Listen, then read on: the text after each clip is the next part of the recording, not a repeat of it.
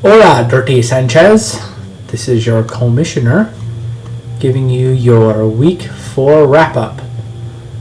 We are officially a quarter of the way through the NFL season, so majority of this wrap-up will actually be covering kind of trends thus far as teams go.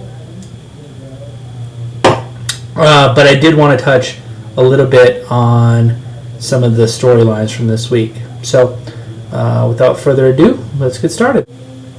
So, as we do a recap for this last week, of course, because I talked a bunch of shit last week and was undefeated, I, of course, lost to the worst team in the league in the Dickey Doos.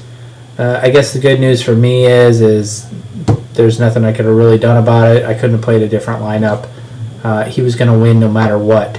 Unfortunately, this is fantasy football, and anytime that your starting quarterback, wide receiver, and flex player get less points combined than your opposing player's defensive back, it's just going to happen from time to time. But it's okay. Nobody goes undefeated in fantasy football. I'm still 4-1. I'm okay with it. An even worse beat had to go to the Hillsborough Hitmen for a couple of reasons. One, because if he had made a different lineup decision, he would have won. And in talking to him, it sounds like E-Dog would have played Larry Johnson, but just didn't get to it in time. But anyway,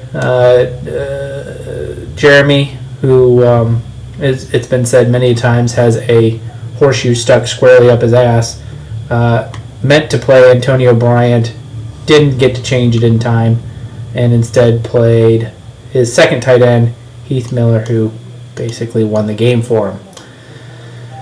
So Jeremy is continuing his lucky streak.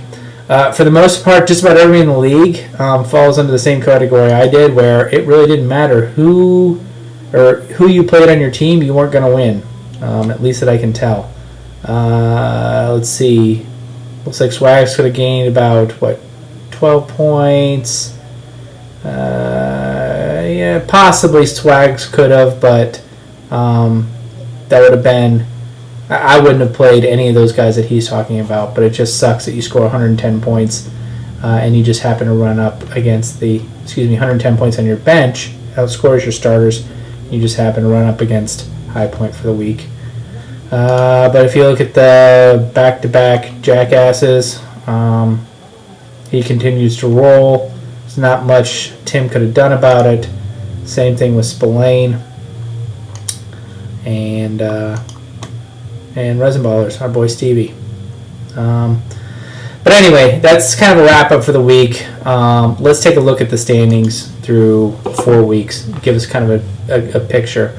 The good news is number one, I am tied for best record in the league. That's obviously the best news. But the second best news is it looks like there's a lot of parity in the league. You can see that there's 1, 2, 3, 4, 5, 6 different teams that are all 2-3, and all statistically would have a chance at the playoffs if we were to start today. The only people on the outside looking in officially are Toenails and Dickey Doos. And it just seems like Toenails is really kind of getting some bad luck. He's got a good team, but just shitty luck. If it's any consolation, the same thing happened to Rich last year, the back-to-back jackasses. He started off on a horrible roll. I think at one point he was even thinking about doing a fire sale. But turned it around, made a good run right at the right time, and you can see what happened. Anyway, just beyond the standings, I'd like to take a look at the power stuff because I think this is a better indication of kind of a true measure of where teams stack up. And for those who aren't familiar with the power ranking, it's basically your overall record on a scale of 1 to 12, number of points that you scored cumulatively on a scale of 1 to 12, and a breakdown. That's basically if you played everybody every single week, what your record would be. And then that's given a rank of 1 to 12 as well.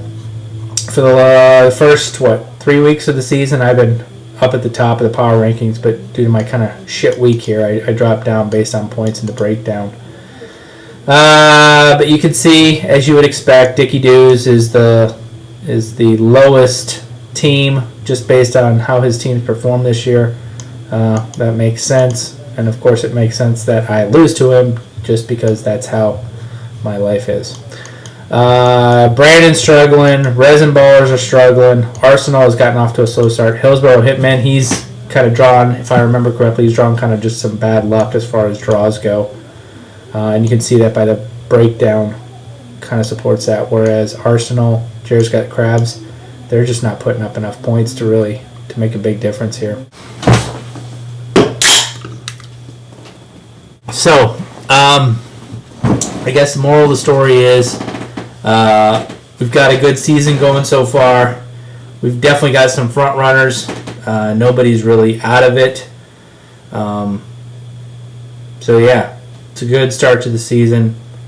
Got some trends. We'll see how well it holds up. I guess that's about it. One thing I would like to add, I mentioned this to Edo today, but I'd like to just say, you know what? As commissioner, I care about each and every team in this league. So if there's anything you want to do to make your roster a little bit better, if there's some trades, for instance, that you see, if you see someone on my team, for example, that you'd like, feel free to offer up a trade. Unfortunately, I don't have a lot of needs at a lot of different areas, so it's really kind of tough for me to go out and look for stuff. It's not generally not worth my time, but I mean, I have a plethora of riches, so I mean, if you guys see anything you like, I mean, offer something up. You know what? I'd like to see everybody in this league have a good time. I mean, I don't really care about winning and losing. I mean, it's overrated. I just want people to have fun. So if you see somebody you like, don't be afraid to set it up. You know what? Maybe I'll just, you never know. Maybe I'll take it. So with that, I bid you adieu. Good luck in week 5. And we'll see you in the playoffs.